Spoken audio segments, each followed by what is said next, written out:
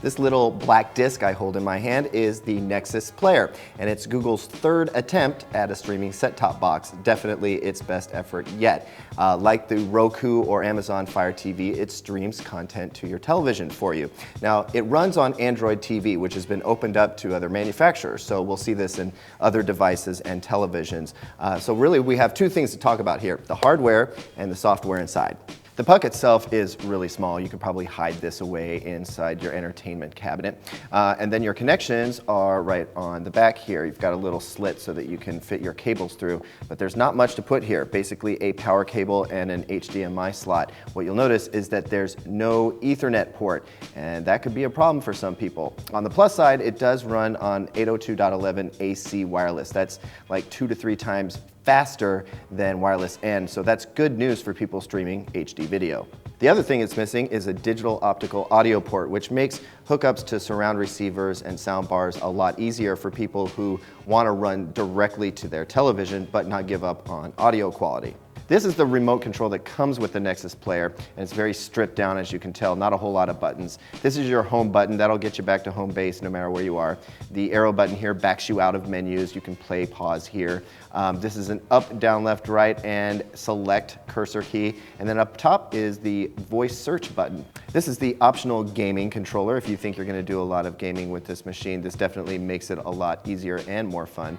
It looks a lot like Amazon Fire TV's gaming controller, which furthermore it looks like the Xbox One controller. What I've noticed here is that they've got the D-pad up on the upper left instead of here. They've put the two analog joysticks next to each other, which is interesting. Again, you've got a power button, home button, get you out of any screen. What it's missing that the Amazon Fire TV's remote has are a play, pause, fast forward, and reverse button, which might make navigating movies and TV shows a little bit more of a hassle. You may notice that it says ASUS on the top, and that's because ASUS is the manufacturer for the Nexus Player and these accessories. Google doesn't actually make its own products, it contracts that out. To set it up, you just plug it in, connect an HDMI cable, and you're going to get a little splash screen here, and then boom, you're up and running. The remote automatically pairs to the device, so you're ready to start navigating.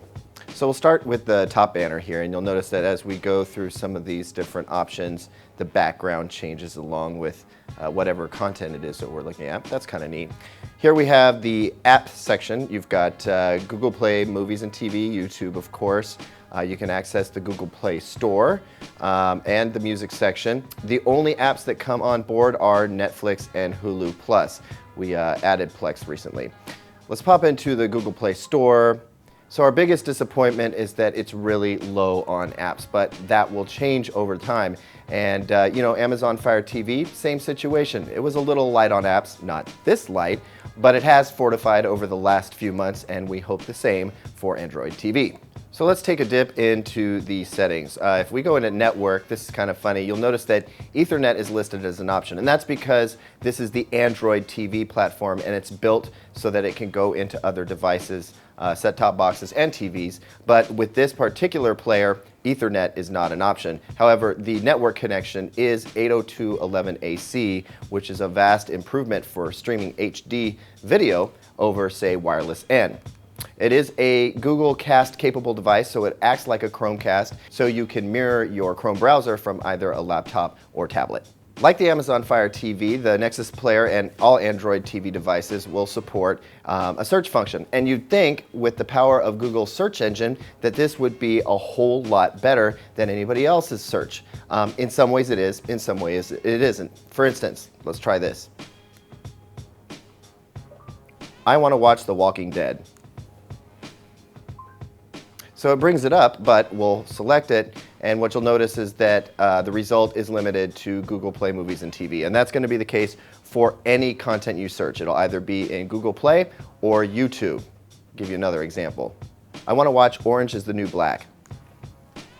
Okay, so we see that we don't have any option to watch Orange is the New Black because that is a Netflix exclusive, but we do have a whole bunch of YouTube videos related to the show. So let's try something entirely different. Let's say I want to find out what the weather's like in my area.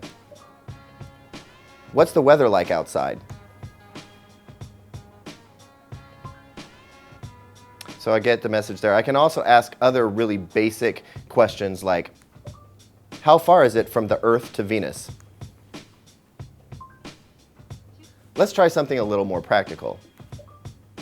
Play me songs about sex. And instantly I've got a whole bunch of YouTube availability here, but I can ask for something a little less racy. Play me some funk.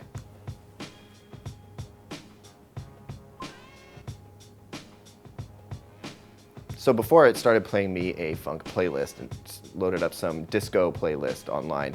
But this is part of the experience that I've had so far. Sometimes it just hangs up, sometimes it can't contact the cloud to process my voice request. It's been a little on the buggy side. I think the Nexus Player, and more broadly Android TV, shows a lot of promise. But out of the box, it's a big disappointment. I don't know that it's going to be ready for the holiday season, and that could be a big problem for Google. But if you're willing to wait for a while, I think this device could be just as competitive as anybody else's out there.